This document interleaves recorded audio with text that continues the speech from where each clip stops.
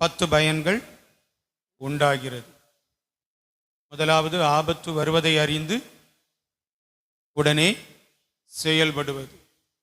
இரண்டாவது, தவறான தீர்ப்பு உண்டாக்காது. மூன்றாவது, தவறு செய்தவர்களை உணர வைப்பது.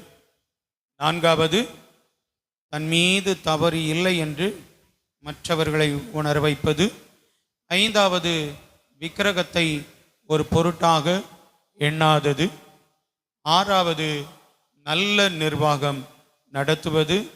ஏழாவது, தன் முடிவை தானே எடுப்பது. எட்டாவது, தான் கஷ்டப்படுவதை மற்றவர்கள் அறியாதிருப்பது. ஒன்பதாவது, பரிசேயரின் சதுசேயரின் உபதேசத்தை அறிவது. 10, வேதத்தில் தேறினவனாக இருப்பது.